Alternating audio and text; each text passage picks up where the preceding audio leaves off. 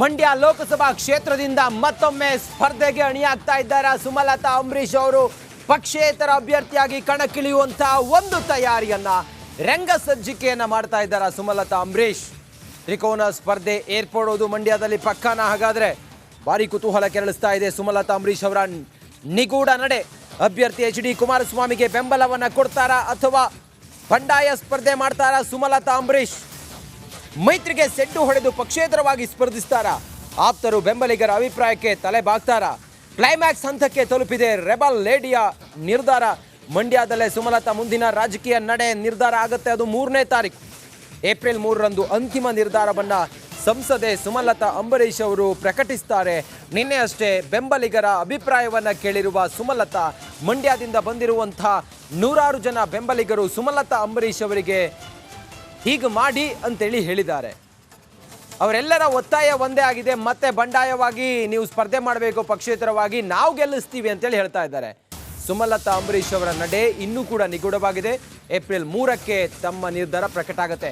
ಇನ್ನಷ್ಟು ಮಾಹಿತಿಯೊಂದಿಗೆ ನನ್ನ ಕಲೀಗ ಮಂಡ್ಯದ ರಿಪೋರ್ಟರ್ ಆನಂದ್ ಈಗ ಲೈವ್ ಕನೆಕ್ಟ್ ಆಗಿದ್ದಾರೆ. ಆನಂದ್, ಹೇಗೆ ರಂಗ ಸಜ್ಜಿಕೆಯನ್ನ ಮಾಡ್ತಾ ಇದ್ದಾರೆ ಸುಮಲತಾ ಅಂಬರೀಶ್ ಅವರು, ಅಥವಾ ಸೈಲೆಂಟ್ ಆಗ್ತಾರಾ? ಅವರ ನಡೆ ಈಗ ಭಾರಿ ಕುತೂಹಲ ಇದೆ. ಆನಂದ್,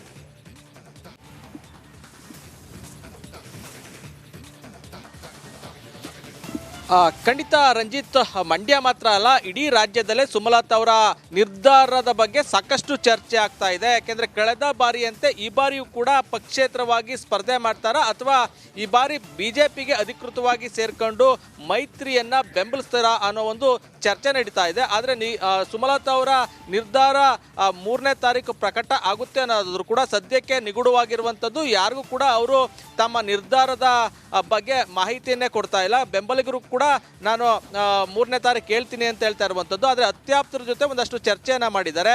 ಒಂದು ಕಡೆ ಬಿಜೆಪಿ ನಾಯಕರು ಪಕ್ಷಕ್ಕೆ ಸೇರ್ಕೊಳ್ಳಿ, ಜೊತೆಗೆ ಮೈತ್ರಿಯನ್ನ ಬೆಂಬಲಿಸಿ, ನಾವು ನಿಮಗೆ ಮುಂದೆ ಒಂದಷ್ಟು ಸ್ಥಾನಮಾನವನ್ನು ಕೊಡ್ತೀನಿ ಅಂತ ಹೇಳಿದ್ದಾರೆ. ಇನ್ನೊಂದು ಕಡೆ ಇವತ್ತು ಕುಮಾರಸ್ವಾಮಿ ಅವರು ಕೂಡ ಖುದ್ದು ಸುಮಲತಾ ಅವ್ರನ್ನ ಭೇಟಿ ಮಾಡುವಂತ ಸಾಧ್ಯತೆ ಇದೆ. ಮಧ್ಯಾಹ್ನ 3 ಗಂಟೆಗೆ ಬೆಂಗಳೂರಿನ ಸುಮಲತಾ ಅವರ ನಿವಾಸಕ್ಕೆ ತೆರಳಿ ಭೇಟಿ ಮಾಡಿ ಚರ್ಚೆ ಮಾಡಿ ಅದ್ರ ಜೊತೆಗೆ ಈ ಬಾರಿ ಚುನಾವಣೆಯಲ್ಲಿ ನನಗೆ ಸಪೋರ್ಟ್ ಮಾಡಿ ಅನ್ನೋ ಕೇಳುವಂತ ಸಾಧ್ಯತೆ ಇರುವಂಥದ್ದು.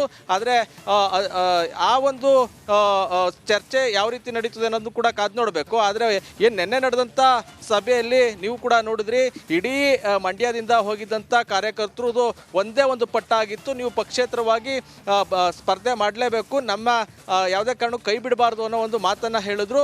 ಒಂದು ಕಡೆ ಅವ್ರಿಗೆ ಪೂರಕವಾಗಿ ಮಾತಾಡಿರುವಂಥದ್ದು. ಆದರೆ 3ನೇ ತಾರೀಕು ನಾವು ನಿರ್ಧಾರವನ್ನು ಪ್ರಕಟಣೆ ಮಾಡ್ತೀನಿ ಅಂತ ಹೇಳಿರುವಂಥದ್ದು. ಆದರೆ ಮತ್ತೊಂದು ಕಡೆ ಮಾಹಿತಿ ಸಿಕ್ಕಿರುವಂಥ ಪ್ರಕಾರ ಅವರು ಪಕ್ಷೇತರವಾಗಿ ನಿಲ್ಲೋದಕ್ಕೆ ತಯಾರಿ ಕೂಡ ನಡೆಸ್ತಾ ಇದ್ದಾರೆ ಅಂತ. ಯಾಕೆಂದರೆ ಏನು ಬಿಜೆಪಿ ನಾಯಕರಿಂದ ಅವ್ರಿಗೆ ಒಂದು ಸೂಕ್ತ ಒಂದು ಭರವಸೆ ಕೊಟ್ಟಿಲ್ಲ, ಮುಂದೆ ನೋಡೋಣ ಅನ್ನೋ ರೀತಿಯಲ್ಲೇ ಮಾತಾಡಿರೋದ್ರಿಂದ ಒಂದಷ್ಟು ಅವರ ನಡೆಯಿಂದ ಬೇಸರ ಆಗಿದೆ. ಹಾಗಾಗಿ ಪಕ್ಷೇತರವಾಗಿ ನಿಲ್ಲುವಂತ ಆಲೋಚನೆಯಲ್ಲೂ ಕೂಡ ಇದ್ದಾರೆ. ಆದರೆ ಅಂತಿಮವಾಗಿ ಯಾವ ನಿರ್ಧಾರವನ್ನು ತೆಗೆದುಕೊಳ್ತಾರೆ ಅನ್ನೋದಕ್ಕೆ 3ನೇ ತಾರೀಕುವರೆಗೂ ಕಾಯಬೇಕಾಗಿದೆ.